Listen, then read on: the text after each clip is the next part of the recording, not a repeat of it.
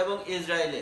এখানে সবচেয়ে লক্ষণীয় বিষয় হলো যে এতদিন ধরে যদিও ইসরায়েলে হামলা চালিয়েছে ইরান, এবং সেই মিসাইলগুলো আমেরিকান বিভিন্ন বেজের উপর দিয়ে, জর্ডানের উপর দিয়ে ইসরায়েলে যে লাগছে, ইসরায়েলে তার টার্গেটে যে আঘাত করছে। এই যে জর্ডান প্রায় যতটা সম্ভব তারা অ্যান্টিসেপ্ট করে, তারপরে আমেরিকা করে, এরপরেও তার 3 থেকে 4 ধাপ ইসরায়েলি যে ডিফেন্স সিস্টেম আছে সেগুলো ভেদ করে যে তার লক্ষ্যবস্তুতে আঘাত হানছে ইরানি মিসাইল।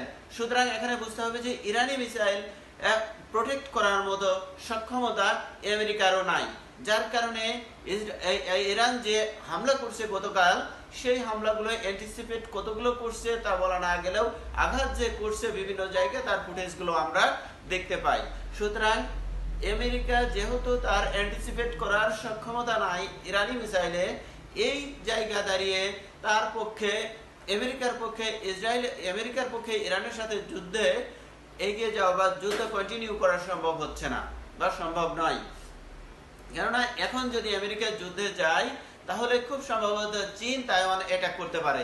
চীন যদি তাইওয়ান অ্যাটাক করে এবং রাশিয়া অলরেডি ইউক্রেনে যুদ্ধে আছে, এমত অবস্থায় বড় ধরনের একটি যুদ্ধ বা বিশ্বযুদ্ধে হয়ে যেতে পারে।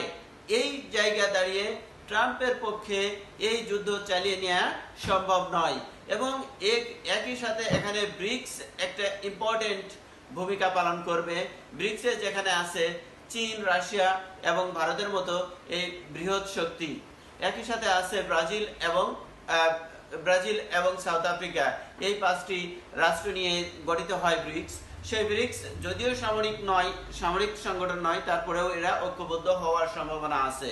সুতরাং সামনের দিনগুলোতে আমেরিকা কখনোই চাইবে না, শুধুমাত্র আমেরিকা বা নেটোর পক্ষে এই শক্তির সামনে যুদ্ধ করা সম্ভব নয়, এটা আমেরিকা বুঝে গেছে।